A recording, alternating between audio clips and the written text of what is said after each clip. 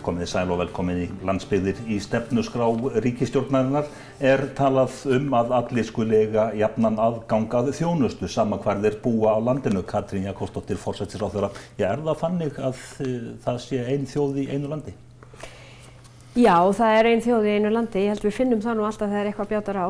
Að við búum nú ennþá að alveg ótrúlegri samstöðu hér á Íslandi og í íslensku samfélagi mjög sterk samkennd. En það breytir því ekki að við búum ekki ennþá öll við sama aðgang að þjónustu. Eins og kemur nú berlega í ljós, eitt af fyrstu verkefnum Sigurðar Inga Jóhannssonar sem fer með byggðamálin í samgöngu- og sveitarstjórnarráðuneytinu, það var að útbúa þjónustukort þar sem í raun og veru hægt að fá aðgang, eða hvað getum við sagt, yfirlit yfir þá þjónustu sem aðgengileg í ólíkum landshlutum. Og þá sést þetta náttúrulega bara svart á hvítu í raun og veru hvernig aðgengi á þjónustu og það auðvitað mjög mismunandi. En byggðaþróunin á undanförnum árum, hún á þann veg að straumurinn liggur á höfuðborgarsvæðið, 85% þjóðarinnar búa á höfuðborgarsvæðið. Straumurinn hefur legið á höfuðborgarsvæðið og sömuleiðis að einhverju leyti breytti tímar í viðhorfum, þar að segja að einhverju leyti finnst mér, ég hef nú ekki verið alla mína ævi á þingi, en þó 12 ár, og einhverju leyti hefur mér fundist jafnvel svona breikka bilið í umræðinni milli höfuðborgar og landsbyggða. Og það mikið áhyggjuefni að mínu viti ef þetta bil að breikka. Það að segja að fólk upplifir sig ekki í raun og veru eins mikið í sama samfélagi og áður var. Og þar getum við svona rætt umræðu til dæmis þegar við að ræða þjónustu út land, þá stundum talað kjördæmapott eins og þú þekkir. Við auðvitað með dæmi kjördæmapott, en það breytir því ekki að við þurfum að geta hort öll hvern einasti þingmaður á landi sem eina heild. Og við þurfum að geta hugsað hagsmuni allra líka út fyrir okkar kjördæmi. En þegar ég horfið þá bara ofan á landið, hverjir eru helstu styrkleikar landsbyggðanna þá og veikleikar? Ég held að það sé svo að þegar við horfum til dæmis til ungs fólks á Íslandi núna í samtímanum, þá gerir það örugglega miklu ríkari kröfur ýmsa þjónustu en fyrir kynslóðagerði. Og það auðvitað að einhverju leyti ástæðan fyrir þessari byggðaþróun sem við erum að sjá. Fólk gerir kröfur aðgengi að heilbrigðisþjónustu. Samgöngumálin auðvitað stór mál að komast á milli staða. Það auðvitað fjarskiptin og aðgengi að menntun sem hefur skipt miklu. Og svo auðvitað það sem kannski minna rætt sem menningarlíf, afþreying og annað slíkt sem ég held að séu ríkari kröfur í samfélagi samtíman sem var bara fyrir nokkrum áratugum. En þegar þú ferðast landið og talar við landsmenn, finnurðu það og heyrurðu það á fólki út á landsbyggðunum að það hefur áhyggjur af þessum halla? Já, það hefur það. En að því þú nefndir nú áðan ekki bara veikleika, heldur líka styrkleika, þá þetta ýmsir styrkleikar út land sem kannski fólk áttar sig ekki á. Hvað varðar til að mynda uppbyggingu samfélagsins, umhverfi fyrir fjölskyldufólk og ýmislegt aðgengi náttúru sem víða mjög stórkostlegt. Þannig að það eru ýmsir styrkleikar. En já, ég heyri þetta og eitt af því sem fólk ræðir mikið til að mynda samgöngumál. Það ef maður býr út á landi og býr við þær aðstæður og þurfa að keyra þjóðvegi til vinnu eða í þá þjónustu sem bráðnauðsynleg, þá skiptir það fólk máli að vera ekki að keyra á vegum sem eru erfiðir yfirferðar, sérstaklega vetri til. Stjórnsýslan, hún skiptir talsvert miklu máli. Hvernig leikreglurnar eru settar upp, kjördæmaskipan, stundum talað að landið ætti að vera eitt kjördæmi. Hvað segir þú það? Ég við það eru kostir og gallar og ég hef verið mjög tilbúin til umræðu þau mál. Kostirnir augljóslega þeirra þá jöfnum við atkvæðavægi sem ójafnt eins og fyrirkomulagið núna. Gallarnir eru þeir og við getum spurt okkur mun þetta þýða allir helstu frambjóðendur munu koma á Reykjavík og nágrenni þegar flokkarnir stilla upp á framboðslista og erum við þá að taka þá að við fáum ekki þessi sjónarmið hinna dreifðu byggða inn á þing. getum við treyst því til að mynda að flokkarnir séu þá að dekka landið allt í sínum framboðum. Ég held að þetta sé svona áhyggjuefni sem vaknar þegar að ræða kjördæmaskipan. En ég heyri nú töluvert rætt þessi mál líka út á landi því þegar spurt og þetta eitt af því sem við verið að ræða í tengslum við endurskoðun stjórnarskrárinnar. Þegar spurt ertu ánægður með núverandi kjördæmaskipan, þá fáum við raun og veru mjög mismunandi svör og sumir vilja sjá landið verða gert eitt kjördæmi, aðrir vilja halda óbreyttu ástandi, þriðji hópurinn vill fá minni kjördæmi. Aftur, af því þeim finnst þeir hafa í raun og veru mist ákveðin tengsl við sína þingmenn með þessum stóru landmiklu kjördæmum sem tekur þetta langan tíma að fara yfir, eins og ég heyri þetta mikið frá mínum samþingmönnum úr þessum kjördæmum. Í hamfaraveðrinu í lok síðasta árs, þá brustu ýmsir innviðir og í kjölfarið þá sköpuðust miklar umræður að það þurfi að laga þetta allt saman. Já, það var svona, þetta vakti okkur öll til umhugsunar stöðu innviða á landinu og það þetta algjörlega óviðunandi að fólk búi hér við rafmagnsleysi dögum saman. Fjarskipti fór úr skorðum og meira sé að sjáum við skort á varaafli á mjög mikilvægum stöðum eins og heilbrigðisstofnunum. Það var sem sagt raunin á Hvammstanga. Þannig að þetta veður virkilega vakt okkur til umhugsunar stöðu þessara mála og núna í lok þessa mánaðar, lok febrúarmánaðar, þá mun hópur sem ég skipaði skila af sér tillögum það hvernig getum við forgangsraða betur þannig að við séum að tryggja þessa innviði land allt. Og þá erum við að tala raflínur, við erum að tala fjarskipti, við erum að tala líka bara nauðsynlegan viðbúnað og þetta auðvitað ekki einkamál ríkisins, þetta lítur líka að sveitarfélögunum, hlutverki þeirra í almannavörnum, þau eiga að hafa almannavarnanefndir starfandi sem eiga að vera búin að kortleggja til að mynda veikleika í slíkum kerfum. Þannig að þarna þurfa ríki og sveitarfélög að taka höndum saman. Þessi hópur hefur verið mjög duglegur að starfa núna síðustu vikur og búin að funda með allmörgum og ég hef heyrt í bæði íbúum og sveitarstjórnarfólki víðum land vegna þessa starfs og ég held að það skiptir máli að einmitt, þegar við mætum svona óveri og sjáum afleiðingarnar þá þurfum við að bregðast við með raunhæfum hætti. Og það snýst ekki bara fjármuni, það snýst líka skipulagningu. En einhver kann að segja núna, verður ekki bara enn skýrsla? Já, það nú góða við skýrslur að það skila oft heilmiklum árangri og stjórnmál eru náttúrulega þess eðlis að við erum alltaf í þessari vinnu. Verkefninu aldrei lokið í stjórnmálum. En það sem ég lagði áherslu á í þessu að þessir innviðir eru á höndum mjög margra. Það orkumálin sem heyra undir atvinnuvegaráðuneytið, það eru fjarskiptamálin sem heyra undir samgöngu- og sveitarstjórnarráðuneytið, samgöngumálin sem sömuleiðis heyra undir það ráðuneyti, heilbrigðismál sem heyra undir heilbrigðisráðherra. Þannig að ég lagði bara á það áherslu, við þurfum að samhafa betur aðgerðir, við getum ekki hort á þetta út frá gömlu sílónum sem eru svo rík í okkar stjórnsýslu, við þurfum að tengja betur saman þá sem að vinna þessum málum, sveitarfélögin þurfa að koma inn í þetta. Þannig að þetta verður vissulega enn skýrslan en hún mun skila aðgerðum. Fjarskiptamálin, ef við tökum þau sérstaklega að þau héldu ekki á margan hátt, það eru einkafyrirtæki sem að sjá fjarskiptamálin í flestum tilvikum. Er ástæða til að herða reglurnar fjarskipta öryggi? Ég lít á það sem bæði öryggismál en líka hagkvæmnismál. Við erum auðvitað með þá stöðu það er búið að fjárfesta mjög mikið í fjarskiptum til að mynda hér á suðvesturhorninu þar sem við erum með mörg einkafyrirtæki í þessum fjárfestingum. Á sama tíma ekki fjárfest nóg út land. Þarna lít ég svo á að vegist á samkeppnissjónarmið þessara fyrirtækja sem að keppa það að ná til sín viðskiptum og veita sem mesta þjónustu.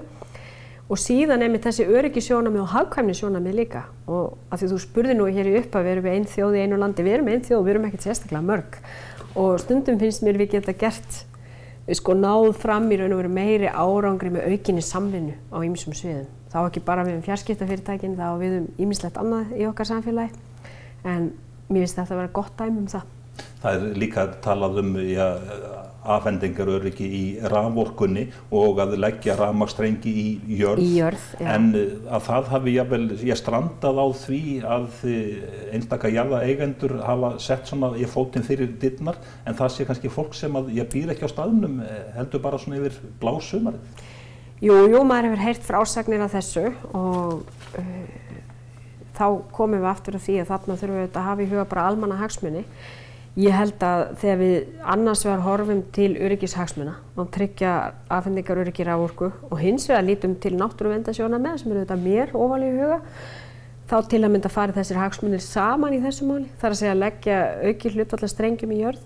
RARIK setti sér þetta markmið fyrir allmörgum árum og er nú komin ansi langt í svona leiðina því markmið. Ég held að einir 2/3 séu svona komnir í jörð af þeirra kerfi, en það breytir því ekki að það er töluvert langt í land ennþá og það þarf að hraða fyrr. Og síðan bætist við, ég snemma á þessu ári, hamfarirnar fyrir vestan. Þessi sem sagt tveir þættir, óveðrið og svo aftur snjóflóðið fyrir vestan. Vakti þetta ríkisstjórnina upp af værum svefni? Nei, það er nú kannski ekki að værum svefni, það var nú lítið svefn, en það breytir því ekki að ég held að við höfum að einhverju leyti talið að við værum betur í stakk búin til dæmis hvað varðar raforkuna. Þetta rafmagnsleysi sem ræðir er það umfangsmesta á síðari tímum og þá er ég að tala bæði landfræðilega og líka í tímalengd. Þannig að ég held að þetta hafi svona sýnt okkur veikleika í kerfinu.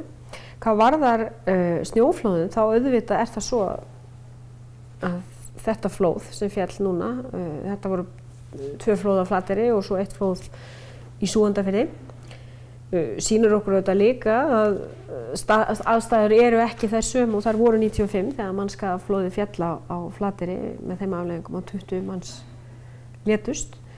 Þetta sýnir það að það er auðvitað mikið búið að gerast síðan þá, en auðvitað vekur það svo staðreynd að þarna gusastýrunum eru spýja yfir varnargarðinn, vekur þetta mikið óöryggi meðal íbúa. Þannig að eitt af því sem nú er í deglunni, það er að fara yfir stöðumál á Flateyri sérstaklega, bæði hvað varðar varnargarðinn og áhættumatið sem þarf að yfirfara til þess að við getum tryggt öryggi íbúana, en síðan auðvitað bara samfélagslega og atvinnutengda þætti á þessum stað. En þessu tengt í starfsemi björgunarsveita, þarna sem sagt fólk sem einstaklingar sem að leggja mikið á sig, ólaunað, oft á tíðum það kannski, þau á launum hjá sínum atvinnurekendum. Gengur þetta fyrirkomulega til lengdar? Já, það nú vona maður spyrja, því björgunarsveitirnir eru margt eitt best heppnaða fyrirbæri sem við eigum á Íslandi og við erum öll mjög þakklátt fyrir þeirra starfsemi. Og hluti af því hvað björgunarsveitirnir eru magnar svo staðreynd að þetta eru sjálfboðaliðar sem eru að gefa tíma sinn í að bjarga öðru fólki. Og það finnst mér vera mjög mikilvægur þáttur sem við megum ekki algjörlega týna. Ég held að björgunarsveitirnir væru allt öðruvísi ef þær væru bara byggðar upp sem ríkisstofnun. Þannig að ég hef viljað standa vörð þetta sjálfstæði björgunarsveitana, en það breytir því ekki að nú eru blikur á lofti hvað varðar fjármögnun björgunarsveitana, og þá ég auðvitað að vísa til flugeldasölunnar sem hefur verið mikið í umræðuna undanförnu, ein aðal tekjulind björgunarsveitana, og við þurfum auðvitað að huga því hvernig við ætlum að tryggja fjárhagslegt sjálfstæði þessara sveita áfram ef breytingar verða á flugeldasölu. Nú búið að vera hópur starfandi þau mál, að því við nefndum starfshópa hér áðan sem ekki að ég held búin að kynna tillögur sínar, en við vitum alveg að þetta töluvert mikil umræða þetta og hefur verið 2 síðustu áramót að minnsta kosti. Ertu þá í raun og veru að segja að það sé svona handan við hornið að ríkissjóður hann borgi veltuna í flugvöllunum? Ég nú ekki að segja það, en einhvern veginn þarf að horfa til þess að fjármögnun björgunarsveitanna sé tryggð.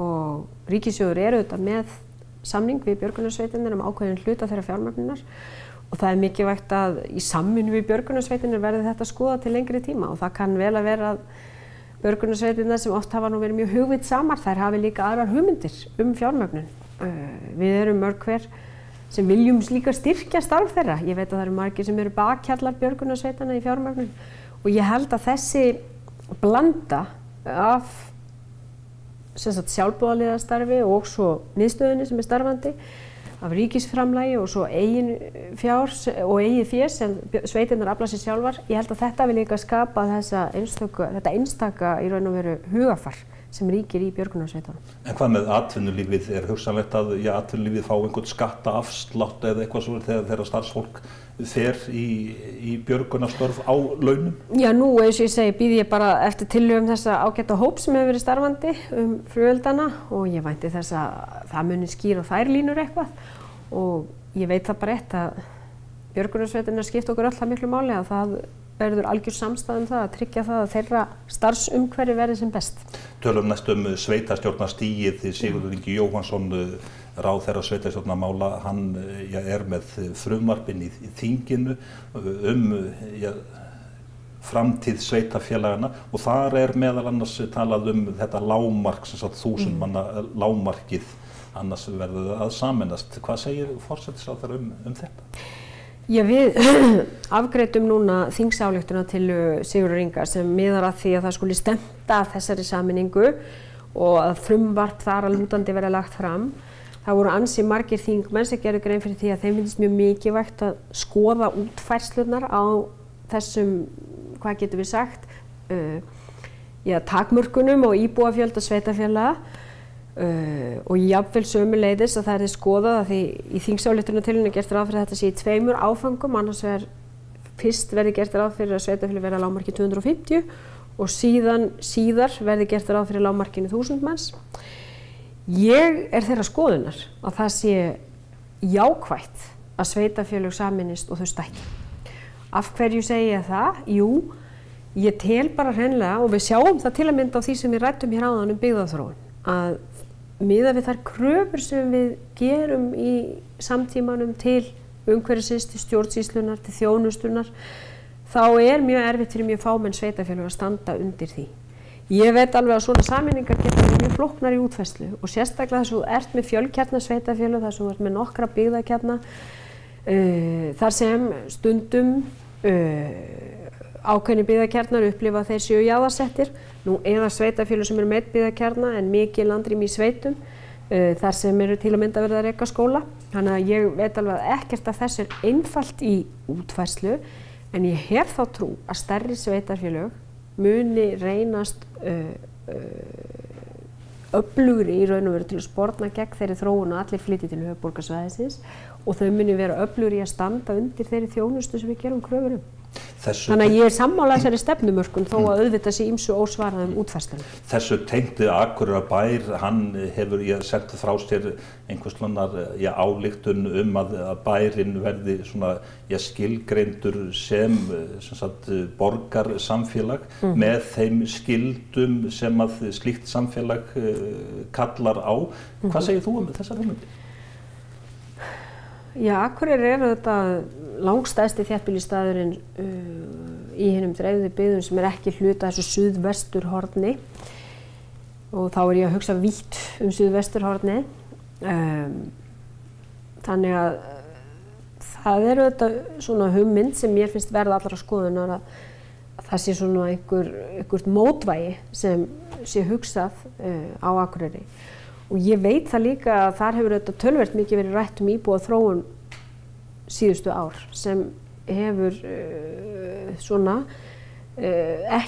hefur ekki verið mikil fjölgun íbúa Akureyri undanfarin ár. Það hefur gengið hægari mjög víða annars staðar í stórum sveitarfélögum hér á suðvesturhorninu. Þannig að það er umhugsunarefni hvernig við getum styrkt í raun og veru þetta mótvægi út land. Þetta gæti verið ein leið.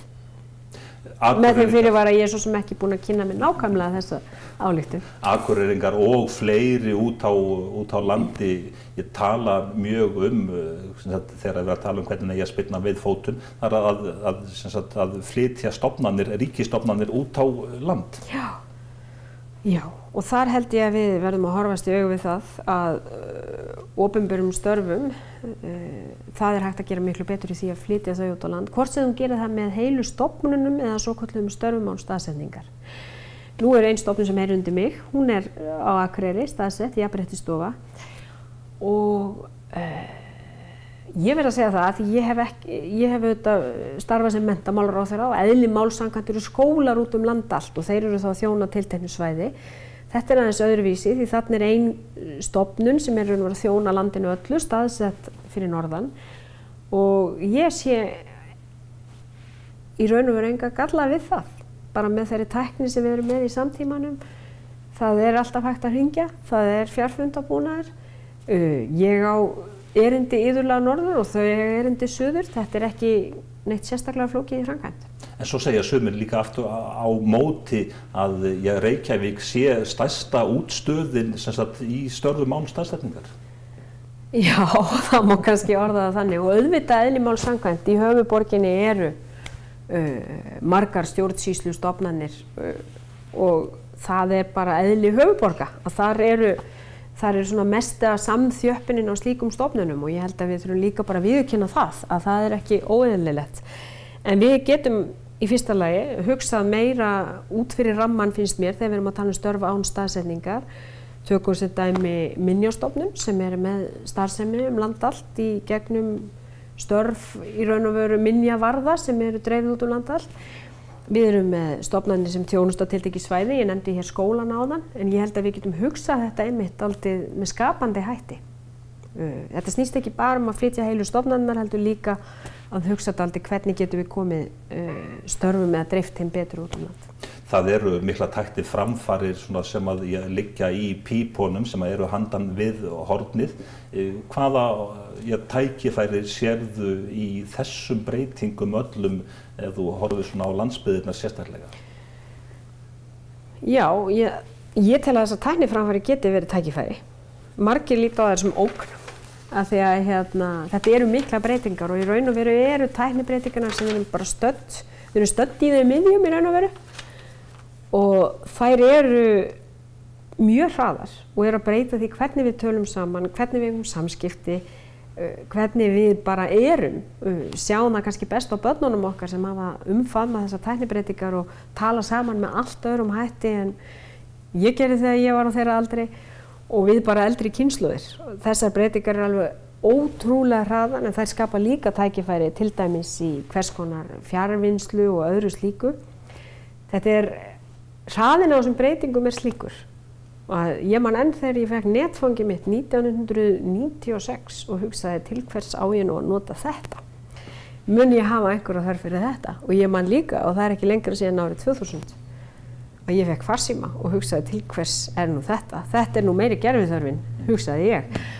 Núna erum við bara öll í símanum, meiri hluta dags og þetta hafa áhrif á samskipti okkar við börnin okkar og fólk nákomið okkur. En það auðvitað skapar líka nauðsynina til þess að tryggja þessa fjarskipta innviði sem við ræddum áðan. Ef þeir eru til staðar, getur þessi nýja tækni skapað mikið tækifæri fyrir hinnar dreifðu byggðir. Þú hefur kynnt þér þessa tæknibreytingar sem eru að verða. Erum við nógu vel undirbúin undir þetta með styðja við bakið með öflugum hætti við nýsköpun, frumkvöðlastarf og svo framvegis? Að sumu leyti erum við vel undirbúin, við erum með sterka tæknilega innviði, við erum með ótrúlega þáttöku í þessari nýju tækni. Alveg ótrúlega hátt hlutfall Íslendinga til að mynda á Facebook og öðrum samfélagsmiðlum. Næstum því óhugnarlega hátt segja sumir. Við erum að vinna mikið starf með mótun nýsköpunarstefnu sem hefur verið kynnt, stofnun nýsköpunarsjóðs. En aftur, að því við erum að tala dálítið um dreifðu byggðir, þá held ég að við þurfum að huga betur á því hvernig við getum styrkt nýsköpun í öllum landshlutum. Eitt af því sem ég hef sett á dagskrá Vísinda- og tækniráðs núna að skoða hvernig fjármagn til rannsókna og þróunar dreifist milli landshluta og þar kemur fram að því ekki jafnskipt milli landshluta. Við getum gert betur í að efla stoðþjónustuna á þessu sviði út land til þess að tryggja þessi tækifæri til þekkingasköpunar allstaðar. En síðan má spyrja sig að því þú spyrði erum við nægilega vel undirbúin. Já, sumuleyti held ég að við séum aðeins á eftir tækninni í umræðunum það hvernig hún að breyta til dæmis fjölmiðlaumfjöllun, hvernig hún að breyta pólitískri umræðu og samfélagsumræðu. Þar eru við aldrei að grípa í skottið á tækninni af því að þetta hefur sannanlega haft mikil áhrif. Hvernig sér þú þetta svona umræðuna ef við komum aftur sem sagt í hvort að við búum í einu og sama landinu, er hætta á að það myndist einhver gjá? Já, auðvitað það hætta því staðreyndin svo að langflestir Reykvíkingar, ef við tölum bara okkur Reykvíkinga, eiga rætur að rekja út á land.